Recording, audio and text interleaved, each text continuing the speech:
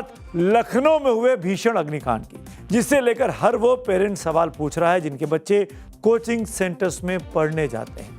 दफ्तरों में बैठे अफसर भले इसे हादसा कहकर पल्ला झाड़ने की कोशिश कर रहे हो, लेकिन सच तो ये कि हादसा नहीं बल्कि अंदर से पूरी तरह खोखले हो चुके सिस्टम की सबसे खौफनाक दास्तान है।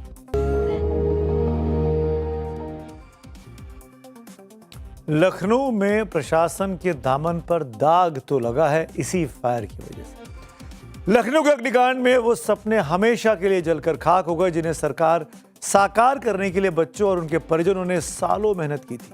कहते हैं कि सपने देखने की कोई कीमत नहीं होती, लेकिन लखनऊ के अलीगंज में इन सपनों की जो कीमत चुकाई गई है उसकी भरपाई कोई व्यवस्था, कोई सरकार कभी नहीं कर पाएगी। एक कोचिंग सेंटर जहां सपनों को नई उड़ान मिलनी थी, जहां से किसी का भविष्य संवरना था, वहां अचानक उठी आग की लपटों ने 15 मासूम जिंदगियों को हमेशा के लिए खामोश कर दिया। लखनऊ में लगी भीषण आग तो बुझ गई, लेकिन सवालों की ज्वाला अभी भी धधक रही है। हादसा कैसे हुआ, किसकी लापरवाही से हुआ, कौन कौन इसके लिए जिम्मेदार है, ये सब आपको बताएंगे। लेकिन पहले उस पीड़ित भाई को सुन लीजिए जिसने अपनी बहन को इस अग्निकांड में कल खो दिया। नहीं, आप देखिए बच्चे कैसे तड़प के भरे हैं। आपको पता है किस तरह की जान दे दी बच्चों ने। वो अपना भविष्य बनाने गए थे, यहाँ ने भविष्य बर्बाद कर दिया बच्चों का। मेरी बहन थी वो। किस तरीके से मतलब दब उठ के कोई कल्पना नहीं कर सकता, नहीं कर सकते। हर जगह आपने लगाम लगा रखी, हर चीज लगा, बच्चों के लिए कोई ख्याल नहीं है। स्कूल मनमानी चला रहा, कोचिंग सब बस के इन्हीं में मनमानी है, जहाँ से बच्चे कोई शुरुआत हो रही जीवन की। होटल इंडस्ट्री और ये बात सब सेकेंडरी चीज है। वहां तो बाद में आदमी जाता है ना, वो तो अपनी इच्छा से जाता है। यहाँ तो मजबूरी जाना ही जाना है उसको, और वहां पे आप नहीं देखते हैं। सब आंखें बंद कर लेते हैं, सब इग्नोर कर देते हैं। मैं तो चाहूंगा भाई आइंदा से भगवान किसी के परिवार में ऐसा जुर्म ना हो। ठीक है, बच्चा पढ़े ना पढ़े घर पे रख ले, लेकिन ऐसे अत्याचारों के ना भेजे। ये जो रोना है, ये जो आंसू है, ये हाय बनकर लगते हैं। कोई अपनी बहन के लिए रो रहा है तो किसी का बेटा चला गया है। ऐसे कई परिवार हैं जिनका दर्द गुस्सा बनकर सिस्टम पर फूट रहा है। कुछ परिजनों ने फोन पर बच्चे की आखिरी चीख सुनी, पापा बचाओ। दर्द की ये दास्तां काफी लंबी है, आगे आपको दिखाएंगे। लेकिन पहले ये जान लीजिए, लखनऊ के अलीगंज की जिस बिल्डिंग में ये आग लगी वो सिस्टम की फाइलों में बिल्कुल ओके थी, यानी बिल्डिंग में सब कुछ ठीक था।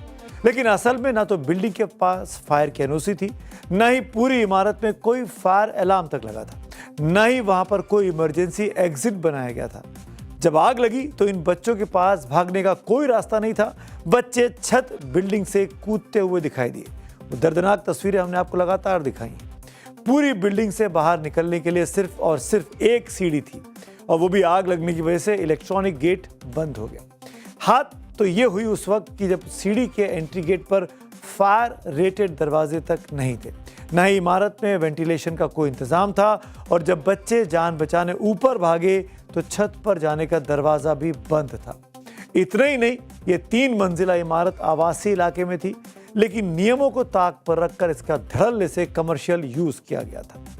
दरअसल ये कोई हादसा नहीं बल्कि सरकारी सिस्टम की लापरवाही का वो नतीजा है, जहां अधिकारियों की जेब गर्म होते ही सारे नियम, कायदे और कानून बौने हो जाते हैं। जांच हादसे के बाद होती रहती है।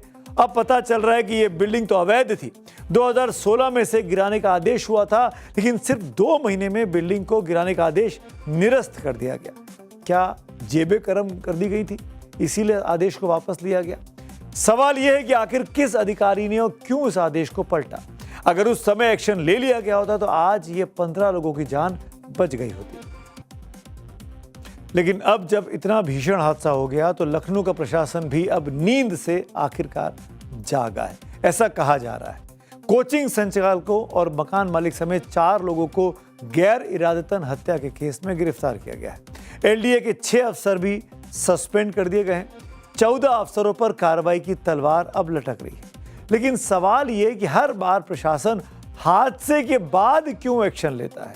क्या उन भ्रष्ट अधिकारियों पर सीधे तौर पर आपराधिक लापरवाही और हत्या का मुकदमा दर्ज होगा जिन्होंने चंद रुपयों की रिश्वत के बदले इस लाक्षागृह को हरी झंडी दिखा रखी थी या अपनी आंखें मूंद रखी थी कि आज नहीं तो कल ये लाक्षागृह बनने वाला है, फिलहाल आंखें बंद कर लेते हैं, जेबें तो गर्म हो चुकी हैं?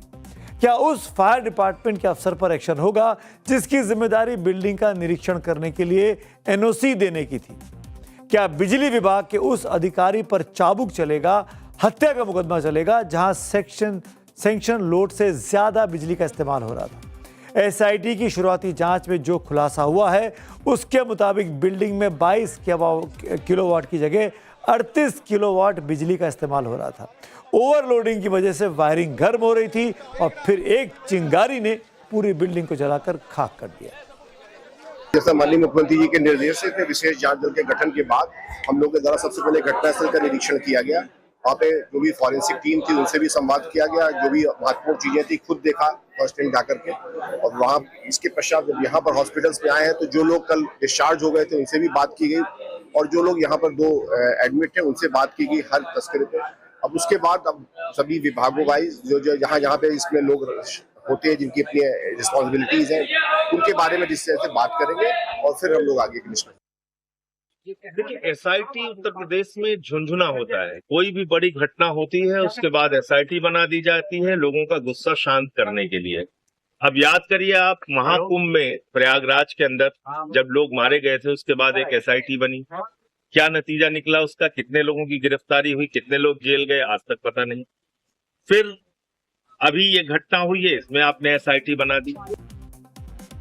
तो बिजली विभाग, लखनऊ विकास प्राधिकरण और अग्निशमन विभाग के उन सब अधिकारियों पर कड़ी से कड़ी कार्रवाई होनी चाहिए जो इस अग्निकांड के लिए सीधे सीधे तौर पर जिम्मेदार हैं। जिन जिन अफसरों ने कानून को ताक पर रखा, अपनी जेबें भरने के लिए मौत की इस इमारत को हरी झंडी दिखाई, उन सब पर कानून का डंडा चलना ही चाहिए। सोचिए, कल्पना कीजिए कि जिन परिवारों ने खोया है, दुखों में सबसे बड़ा दुख अगर कोई है तो वो अपने बच्चे के खोने का दुख है। दुखों में सबसे बड़ा परिवार के लिए दुख यही है कि उन्होंने अपने बच्चे होनहार को खोया है। ये दुखद है और सच्चाई तो ये है कि भ्रष्टाचार सब मानकों के ऊपर है। भ्रष्टाचार से बनी सरकार ही भ्रष्टाचार कर रही है। 3 मंजिला ये इमारत चारों तरफ से पैक थी। आग लगते ही बिल्डिंग में जहरीला धुआं भर गया। बाहर निकलने की कोशिश में दम घुटकर बच्चे मर गए। जी हाँ, ज्यादातर के पोस्टमार्टम रिपोर्ट में यही आया है कि जलने से मौत नहीं हुई है, दम घुटने से मौत हुई। एग्जिट ना होने से कोचिंग लाइब्रेरी के बच्चे वहां फंसे रह गए। ग्राउंड फ्लोर पर पेट शॉप थी, क्लिनिक और गेमिंग जोन था जहां भारी मात्रा में प्लास्टिक और ज्वलनशील सामान मौजूद था। इससे आग बहुत तेजी से भड़क उठी। इन्हीं आग की लपटों में लवप्रीत नाम की एक छात्रा भी फंसी हुई थी, लेकिन उसकी किस्मत अच्छी थी कि वो सुरक्षित निकल आई। जब आग लगी तो बिल्डिंग के अंदर कैसा मंजर था, कैसे लोग जान बचाने के लिए भाग रहे थे, कितनी देर में फायर ब्रिगेड की गाड़ियां मौके पर पहुंची, ये सब लवप्रीत बता रही है। टाइम्स नाउ नवभारत से लवप्रीत से खास बातचीत की है, आपको भी ये जरूर सुनना चाहिए। इन यंग बच्चों को देखकर ना रूह कांप जाती है कि क्या बीती होगी इन पे कल जब लखनऊ में ये अग्निकांड हुआ। लापरवाही की इस आग ने सिर्फ इंसानी सपनों को ही नहीं, बेजुबान जानवरों को भी अपनी चपेट में ले लिया। जब बिल्डिंग में चीख पुकार मची थी तब पिंजरों में फंसे बेजुबान भी वहां चिल्ला रहे थे, लेकिन उनकी आवाज किसी को सुनाई नहीं दी। ग्राउंड और फर्स्ट फ्लोर पर पेट शॉप, वेटनरी क्लिनिक था जहां दर्जनों पालतू जानवर थे, कुत्ते, बिल्लियां, छोटे कुत्ते जो डॉग्स होते हैं, पेट्स, किड्स, और कुछ तो इलाज के लिए भर्ती थे। रेस्क्यू टीमें कुछ पेट्स को बाहर निकालने में कामयाब भी हुई, जिनमें ज़्यादातर तो बिल्लियां थी, लेकिन कुछ पिंजरों में फंसे रह गए, जिनकी धुएं की वजह से दम घुटने से इन जानवरों की भी, मासूम जानवरों की भी मौत हो गई और कुछ आग में झुलस गए। अब बात करते हैं आपकी आज की अगली स्टोरी।